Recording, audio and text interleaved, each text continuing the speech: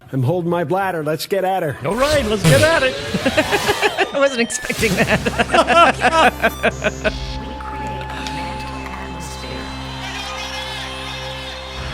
Fear not, my friends.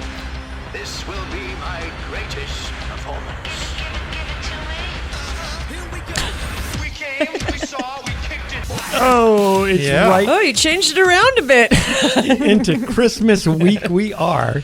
This is Mornings on the Beach. I'm Danny Lemos. I'm Mike Stark. I'm Melanie Ray. And today on the show, more of you are stealing at self-checkout.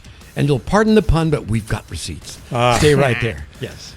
At the beginning of the year, next year, we're going to do a special thing here at KLBP. We're going to have a KNAC radio takeover, and we're going to talk to two primary jocks that were part of that. Yeah, that's great. And then we're going to talk to a local author that I met at the Belmont Shore Book Fair named Lane Igoudin. That's coming on up on the show this morning. But first, we got to check in because nothing to talk about this week, huh? Oh, yeah. Nothing came up. Oh, my God. So many things. First of all, Where do we start? Well, let's start with the article that I saw that in HuffPost. We're paying for this S word. Critics wallop Trump over his partisan plaque job. Oh, my God. The plaques in the White House. Did you see that? Yes. Well, you see the Walk of Fame that he altered with these bronze plaques. It wouldn't surprise me if they were also peel off. Yeah. Right. And you know he hasn't even read them. I mean, he's just... Well, he wrote them. Did he write them? Yeah. Oh, my God. Okay. So it's got bad grammar and everything. Okay. I Yeah. didn't... And it's got the signature Trump capitalizations on words. You know, it's really ridiculous. Do they end with "Thank you for your attention to this matter"? No, but it could.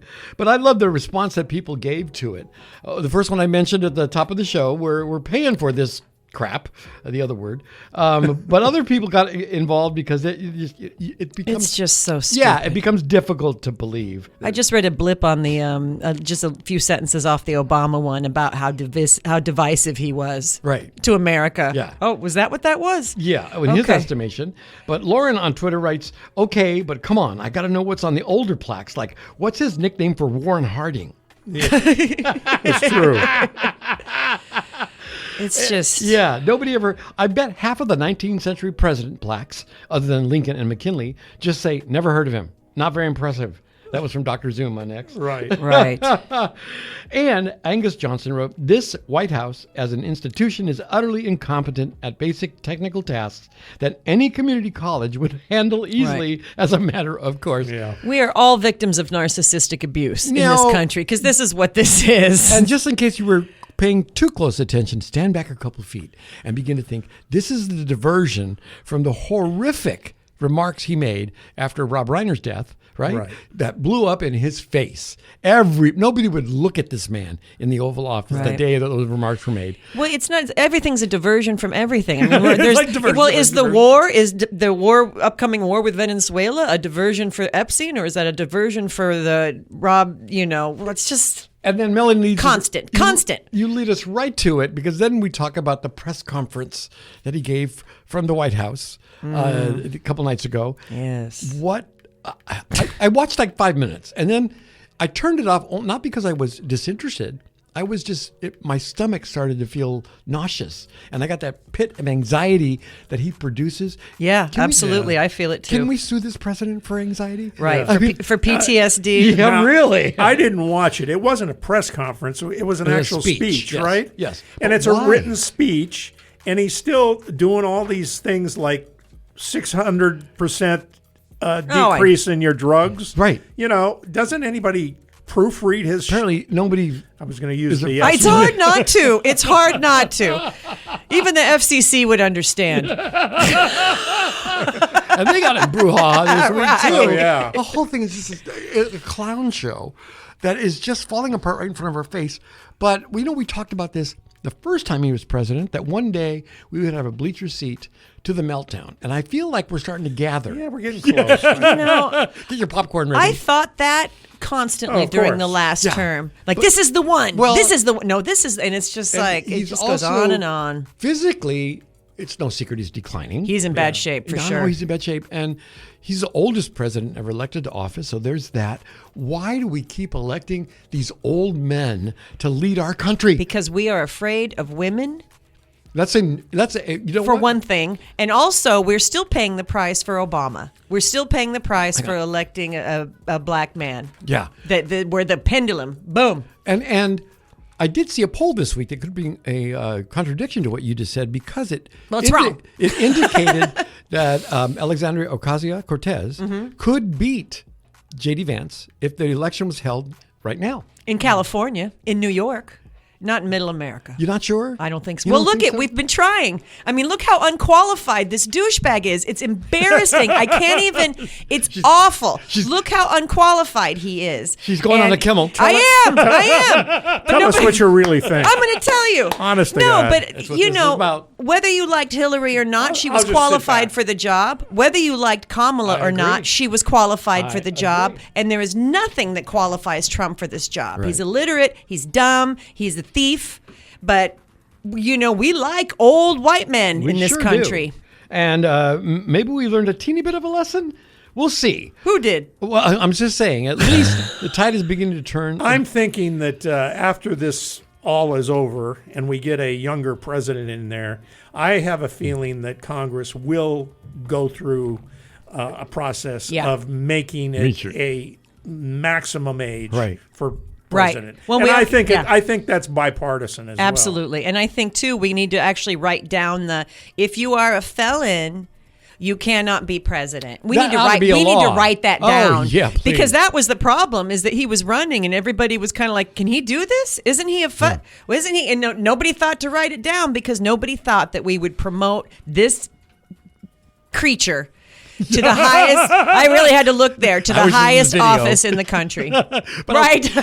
Another thing to write down is no wrestling matches on the White House lawn. Oh, my No God. tank treads down Pennsylvania Avenue. All Don't just tear down, Without a parts plan. of the White House without permission. Like the Rose Garden. And he's so shameful. He doesn't realize what a metaphor that is for the healthcare plan, right? Tearing it down with nothing to replace it, and then of course all this pushback about.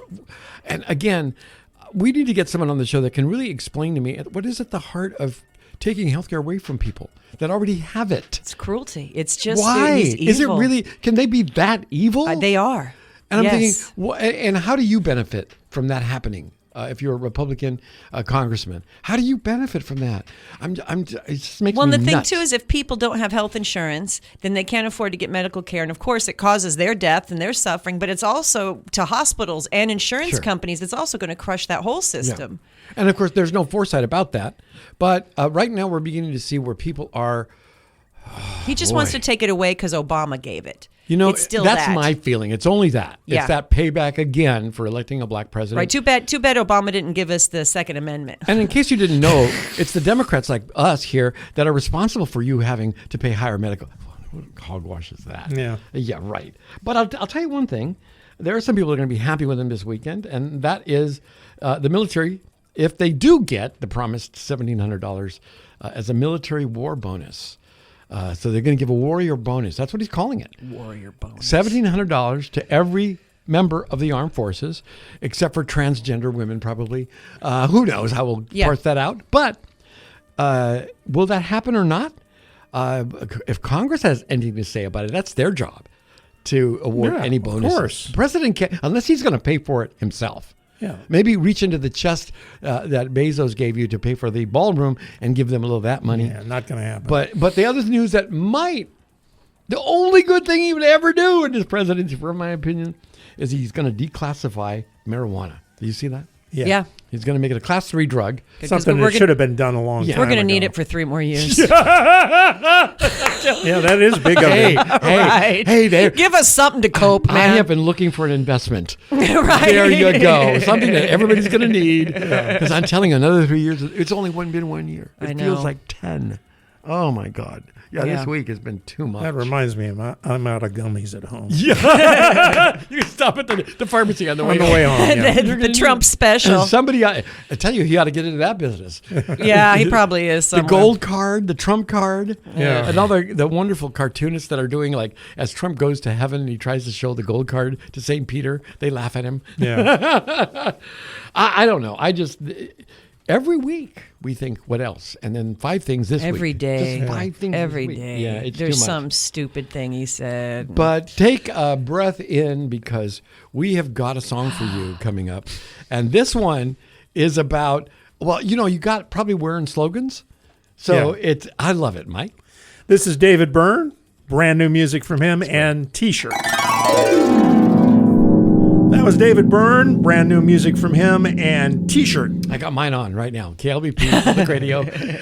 Danny Lemos right here. It's Mornings on the Beach. Mike Stark. I'm Melanie Ray. And Melanie came over and said she met somebody at a book fair. Yes, right? not just any book fair, the Belmont Shore second annual book fair.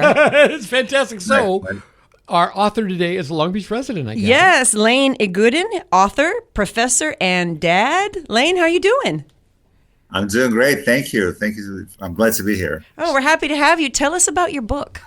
My book is called A Family Maybe, and it's a memoir of adopting and raising 2 kids right here in Long Beach. And so it's about building a family against many odds and difficulties, but it's also it's a family story. It's about basically 2 guys, myself and my partner, bringing in 2 babies into our home and raising them. However, so there are a lot of mishaps and a lot of kind of warm things happening. But it's also a court drama, because ours was a public adoption. And so working with the system and in some ways fighting the system was very much also part of our building family. So a public adoption means what? Public adoption means that you adopt children from the state foster system, as opposed to private adoption, when it's a kind of a direct relationship with an arrangement. An arrangement, or an international adoption where you go abroad.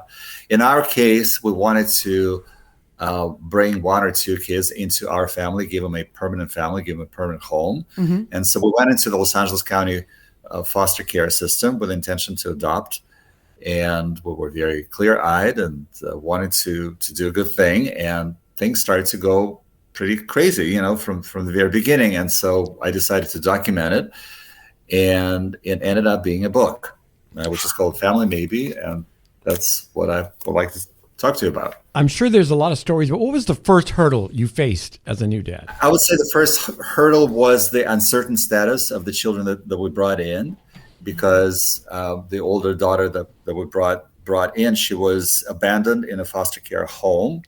However, she wasn't officially in foster care. It was a kind of a very unusual arrangement between the birth parent and the county.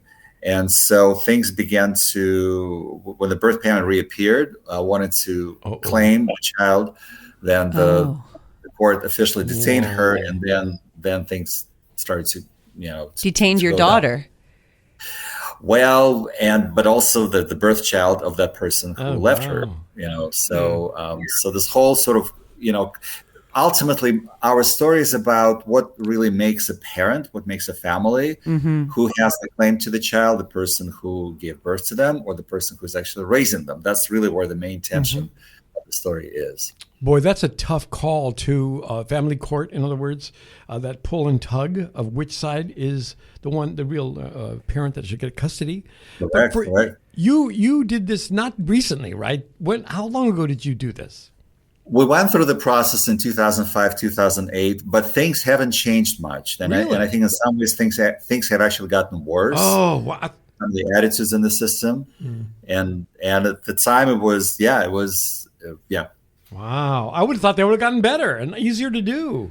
I know. We have so many examples of so many good families that have adopted kids. In my own family, we have adopted. Right. So it's just Very strange common to me that, and 2 men adopting doesn't seem that uncommon anymore. But again, you said the hurdles are still there. And at the time when we went into the process, we were, I would say, probably among the first generation of same-sex couples, same-sex parents adopting from the system. So in that sense, we were also new to the system. At that time, we were.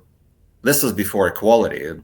this was before marriage equality Yeah, and, yeah, and of civil course. rights community. So our adoptive experience was very much intertwined with fighting, struggling, fighting for equal rights for us as a family and for us as a community. Wow. We're talking about 2005 to 2008. Remember Prop 8, Sure. 2008? Absolutely. Yeah. My brother got married because of Proposition 8. So did we, but it was like at that point we had been together 11 years, so it was kind of like, okay, let's rush to the city hall and get our marriage done, and then you see your marriage being frozen for the next almost 10 years. And so but it wasn't just us. We also had 2 kids at that point. So we were in a situation where we had 2 kids who were sisters. That were two. So we were 2, like in the eyes of the federal government, we were 2 unrelated adults raising 2 related kids. Wow. In the state of California, we were a married couple raising 2 daughters. So like all that brings a whole other layer of complexity to the story. Right. Absolutely.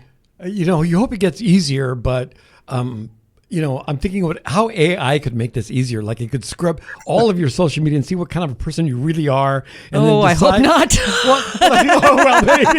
I'm much nicer. I mean, it's bad enough dealing with a complicated court system, but Right. So what do you think you would say to somebody who says, you know what, we've been thinking about the same thing. What should we be careful about? I would say that even though our story in some ways is a cautionary tale, I would say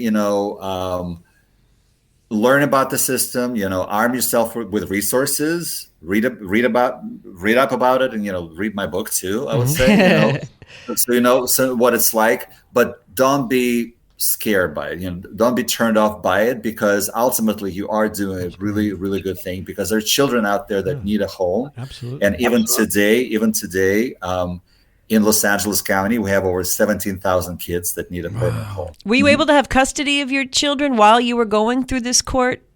Yes, drama? because we were foster adoptive parents, so we were fostering them while we were going through the process. Oh, okay.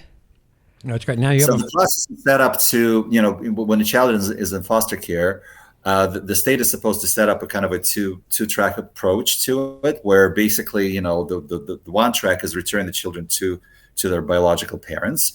And the other one, if in case that doesn't happen, they should, the state is trying to find a permanent home for them, and the foster parent who is raising them is the number one candidate, because that's the parent that's raising them. So with that in mind, we went into the process fostering kids while hoping to adopt them.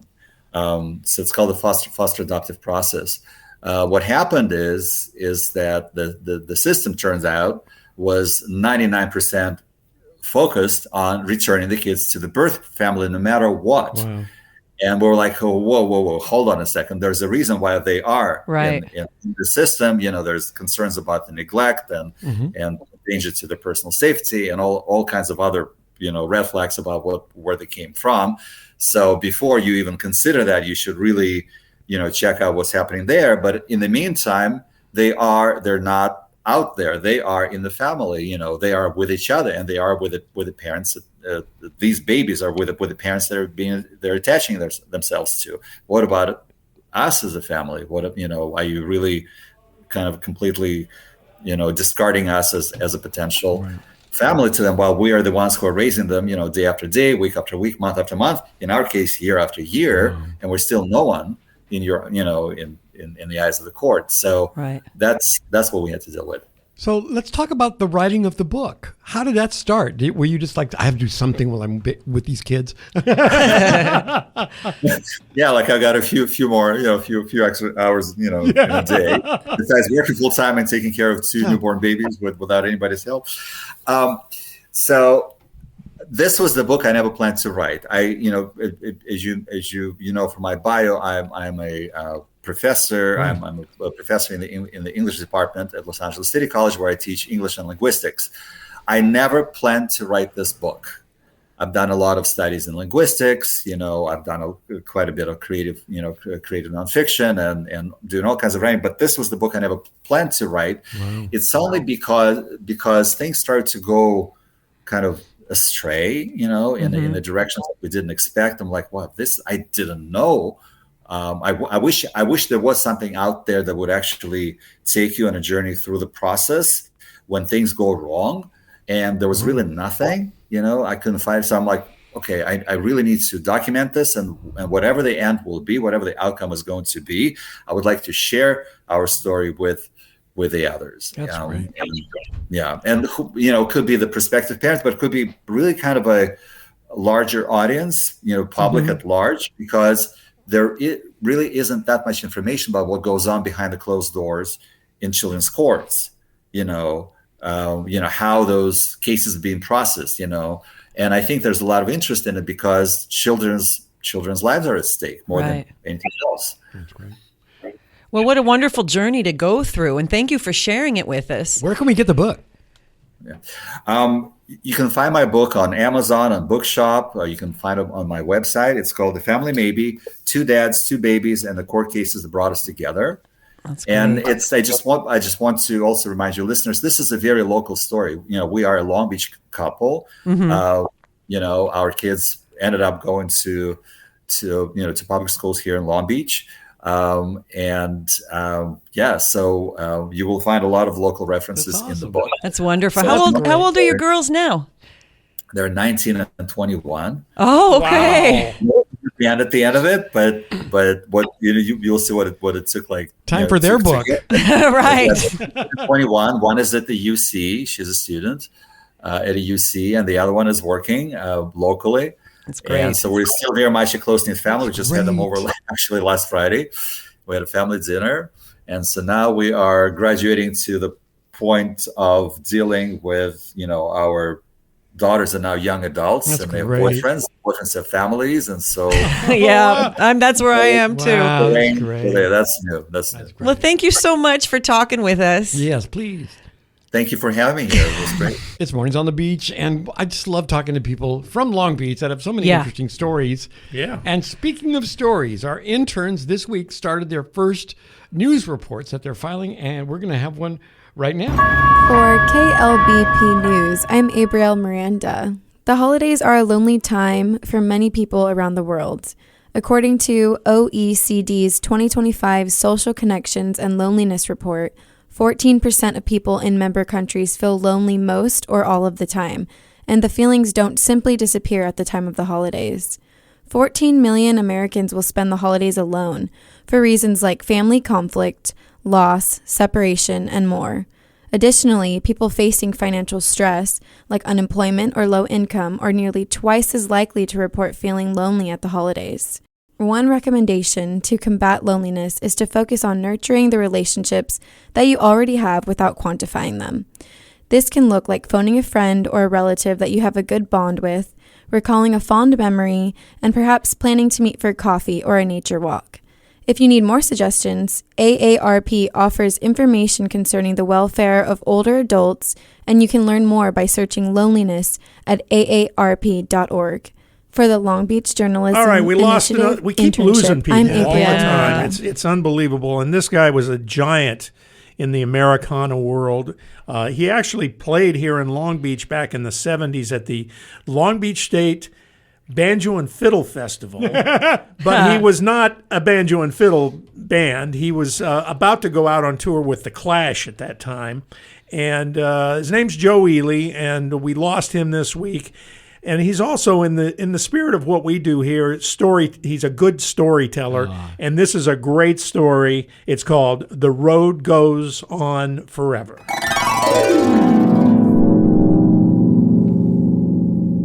LBP on your dial.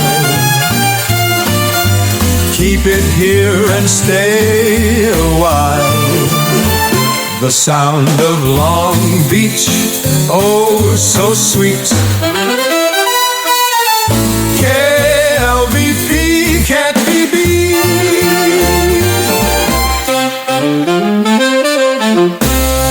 It's Mornings on the Beach. I'm Danny Lemos. I'm Mike Stark. I'm Melanie Ray. And we've got a couple of knuckleheads on the phone now, in addition to the people here. These are gentlemen I worked with 30-plus years ago, and we're bringing them back, in a sense, to do the KNAC takeover on January 5th on this airwaves. Right here. Yeah, starting at 12:01. It's going to go till 7 p.m. And then Thrasher, who's one of our guests, is going to host a 2-hour KNAC DJ reunion. And we've got Thrasher and we've got Gonzo Greg on the phone. Hey, welcome. Hey. All right, that's me, Fresh Pie. Good to see everyone Gonzo here. again. Yep, Oh, great. boy. Yep. So let's talk about, first of all, the birth of this 40th anniversary thing. That's Guns. Go for it. That's my idea, and I'm regretting it now because it's a pile of work. We'll throw a party. I'm thinking it'd be like a house party. And now, we're at the Whiskey A Go Go. We got bands and managers and all sorts of nonsense, but it's come together, and we're really excited to throw it on January 8th at the Whiskey in Hollywood. Yeah, it's legal stuff that we're just not used to dealing with. What, legal? What's that mean? Legal. Well, beyond divorces, I think we're out of our. Right. It's legal and ego, right? Yeah. That's right. So what can people expect that night? Oh, we got a ton of bands playing. We got Once Bitten. It's a Great White tribute, basically. It's the band Great White, and remembering Jack Russell. Love Hate is playing a set. We've got members of Armored Saint doing a Q&A. It's kind of a cross between a podcast, conversation. So there's Q&A and conversation, and there's bands playing. So it's not all just bands all night. All right. Hey, that's cool. I've got a Jack Russell story for you. Can I do it? Absolutely. All right. It won't take a moment, and it won't be painful. So I was working at KNAC, and it would have been in the first year or so. So it would have been 1987, let's just say. And I rolled down into the underground parking at the building there at 100 Ocean Gate. And there's a little white Toyota pickup truck parked over there and a guy sleeping in it. And I thought, okay, I'll just sneak on by, get in the building, and go in and go on the air. And as soon as I walk by, I hear this voice, "Hey, Thrasher!" And I turn around, and it's Jack Russell. So Jack had obviously been out all night, whereas opposed to I had just woken up probably 10 minutes ago. But and bless his heart, he said, "Come on, man, let's go do some radio." And I said, "Okay, great." And I was, pretty brand new there, so I was kind of concerned that I hadn't talked to my program director and, all that chicken stuff that, jocks worry about. So anyway, Jack comes in. We do about an hour. We're playing, and it was going great. And then he starts to fade, and he's fading on me like just boom. And so anyway, I got Jimmy Christopher, our PD at the time, and I got him on the phone. I said, "Hey, Jack Russell's here, man, and he's losing it." So Jimmy hauled in there, took control of Jack, and life goes on. But I just thought that was one of my first great rock and roll star experiences at KNAC. Was a loaded drunk Jack. Well, anyway, everybody knows that's heard Jack.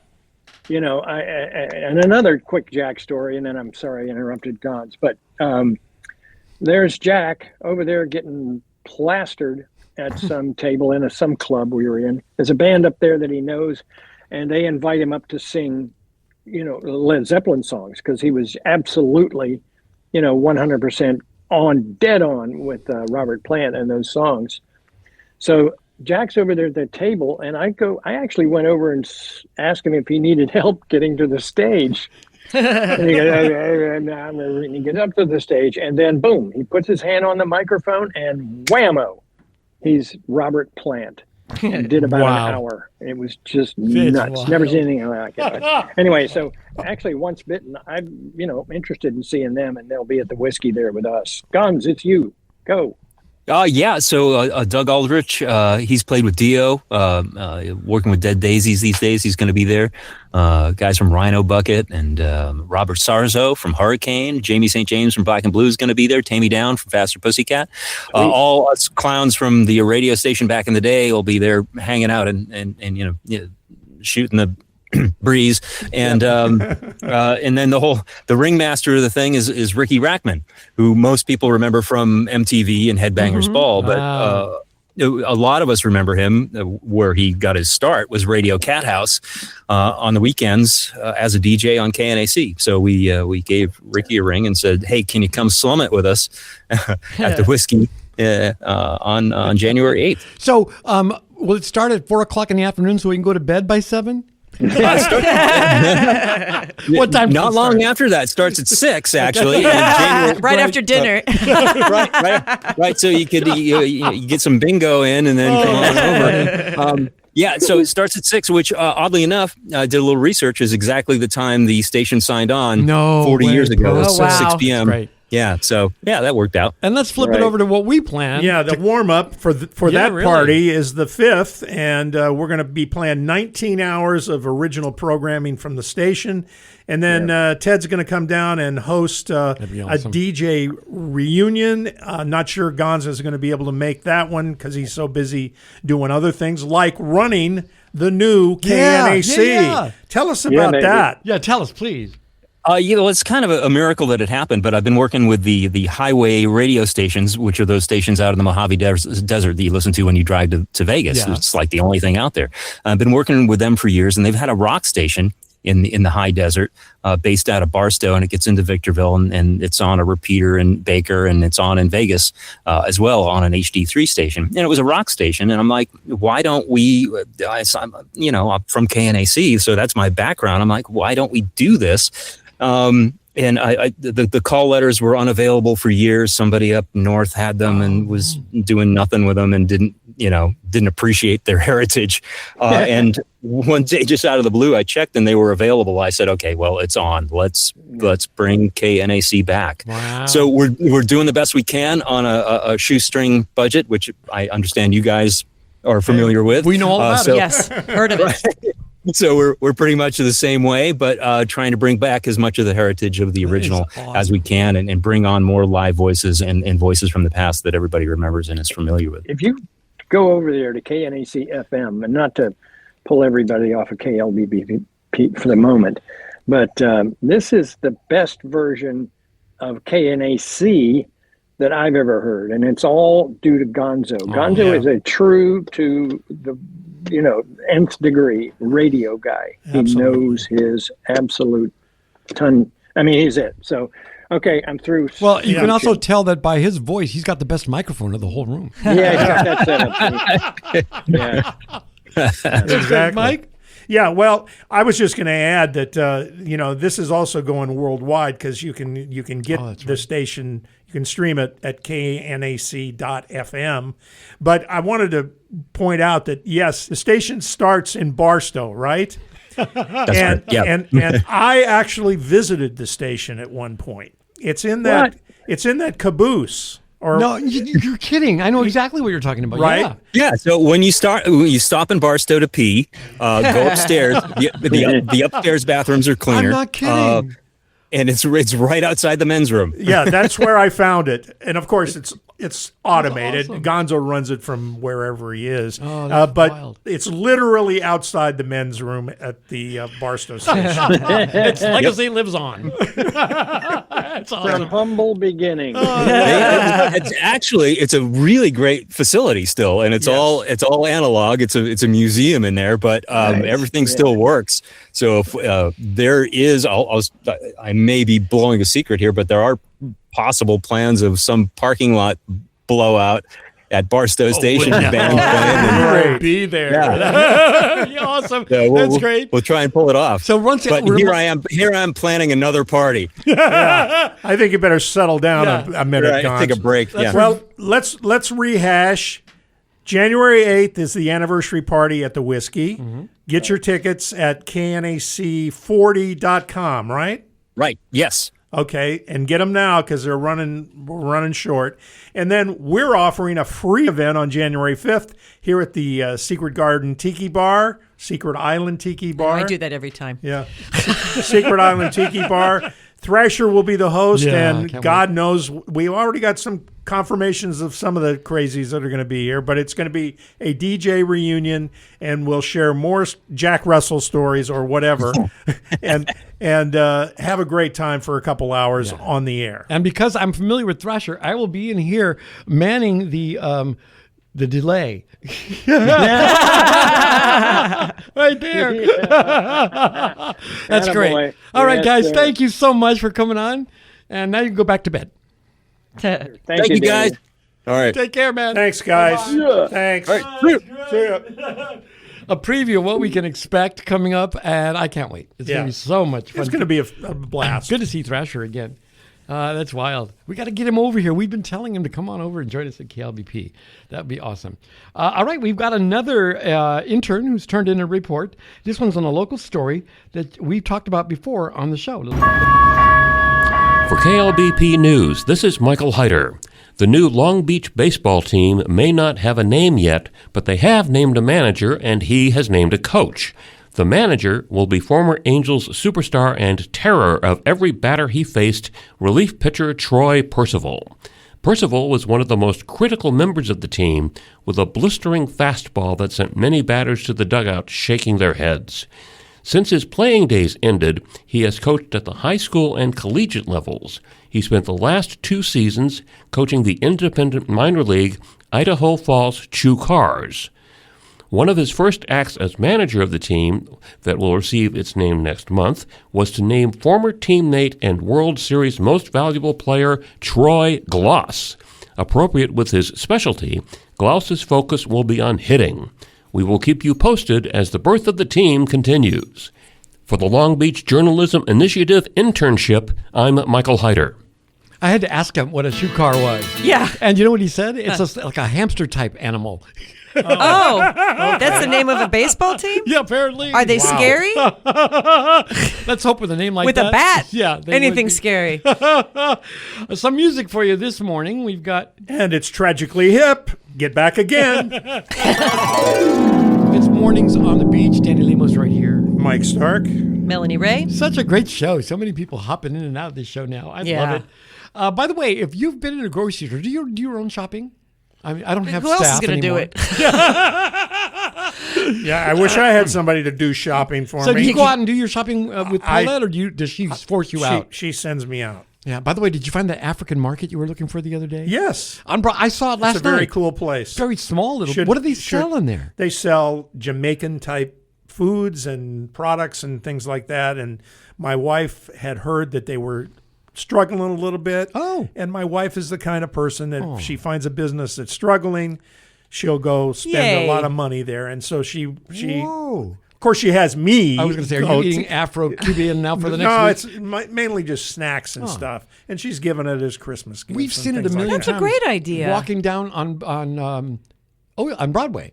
We've seen it a dozen times. Yeah, I wish I could remember the there. name of the place. Oh, I think, Afro-American something or other store. Yeah, it's pretty awesome. Sweet little lady that's in there. And if you're in the neighborhood, and I would suggest patronizing them because they're really trying to make things happen and be part of the community. I agree. And if you are, though, out shopping in the big stores, you may want to be well, you've seen what's been going on with the self-checkout lanes, and that's made massive backups in the regular lanes.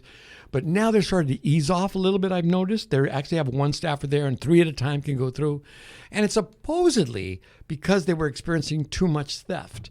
And so surveys have been taken and polls have been taken, and they found out that, yes, indeed, the theft was coming mostly from the self-checkout lanes. Yeah, right? it makes sense. Duh. And of those who would, and they asked people, have you ever stolen in the self-checkout line? And of those people they asked, 47% said yes. Oh, man. Right? Oh, I'm a minority. Yeah, really. Yeah, they me call too. it an unaffordable essential that they need, so they just take it. So that's why they begin to crack down on the theft there by watching you more closely. Mm-hmm. And they've seen what you buy and what they lose, so they're beginning to say the items are really those things that are very essential. And a post 39% said the prices just felt unfair. So why not just take it from Big Brother? Sometimes I just get too frustrated running. Yes, I have taken things. Produce produce mostly, right? Because I kind of stickers on produce give me the heebie-jeebies, and then you got to look everything up, and then when the thing's like, oh, we're calling the person to come, it's just like, just let me buy my stuff. Yeah. So I have, out of pure frustration, been like, screw it, throw it in the bag and go. Yeah. At the grocery store where I shop every single day, so I know nobody's even looking at me. I'm a middle-aged woman, so nobody's looking at me there either. Exactly. And you're expressing exactly the opinions It's frustration. they got. It is not not like this is too expensive or this is that. It's just I'm like done with you. It feels like every aspect of life is so frustrating right now that I'm just going to take this tomato and who's it going to hurt? Here we are right on the money with what the surveys are saying, that we're just fed up. We're tired of life, and we're taking it out on tomatoes. I switched stores because they lock up the tequila at Vaughn's. So I go over to Ralph's where it's not locked up. I feel they're a little more, I don't know whether it's a better zip code. I thought all stores lock the booze up now. Not at Ralph's, but they do body block you on the way out. Yeah. So, they're really trying. They've got gates now. Everybody's got gates. Yeah, they have a whole system. Yeah. Remember when you could just walk in and steal? The good old days. Now everybody's watching you. And like I said, the Ralph's on 4th Street, I watched I watched the clerks chase someone into the street who tried to rob them. They're not. They're not supposed to do that, And they shouldn't, because they're putting themselves at risk. Yeah. But if you saw the faces, they were so satisfied. Oh yeah. They have had enough too. So I'll tell you what. If you work at a grocery store, let's close the doors and everybody just take what the fact need. is, hire more people. That's the problem. And is they that didn't. I mean that's the checker thing. They got rid of security. They got rid of that. So part of it is you just need more people. And I think part of it too is, to me, there's just a sense of lawlessness right now. There really none is. of this matters. I walk Boomer without a leash. Bah! Right, but just on you. that, yeah, it's feel like just a that scofflaw. there's no recourse. None of it matters. It's all stupid. It is that, That's how I feel. Welcome to Christmas 2025. Yay! Yeah. Well, I'm really thinking that, God, we have survived a year and deserve a break. And then you go into the store and you find out that everything's gone up so crazy. Like the president saying the other night that turkeys have gone down. That's not true. They actually went up this year. No, he doesn't have to say any. Well, 38,000 people die of snake bites a year. That was another number he just made up. Where was that? In whatever country, and they looked it up. It's actually 10 in the last 15 years. He just gets to say whatever he wants. He gets to do and say whatever he wants. And there's going to be this moment where people begin to go, hey, actually, I kind of have it now where if he's talking, I don't listen because he's telling you some lie. I did quit. Yeah, I quit listening a long time ago. Yeah, for one thing, it just turns my stomach. And for another thing, it doesn't matter what he says. Yeah, not at all. And No. I think he's beginning to sort of realize that nobody pays attention. Oh, I don't think he realizes anything. I don't think he even knows what world he's in at the moment. No. Sometimes when you look at him. Well, and he's surrounded by all these people who are patting him on the back and telling him how great he is. Yes, master. Yeah. I mean, you've seen it around the table. Yeah, and who's really running the government? That's the spooky part. Yeah. And it's probably the businessman who gave him the money for the ballroom. Or it's or a combination Stephen Miller. of him. It's a combination of him, white supremacists, and billionaires. So this is going to go well. Yeah, no, exactly. And well, like I said, we got a bleacher side seat for it all coming on up. Get ready for LA Radio Sessions, which comes after our show on this Sunday? No, until the first of the year. Right? Yeah, we're going to still change after on the first of the year.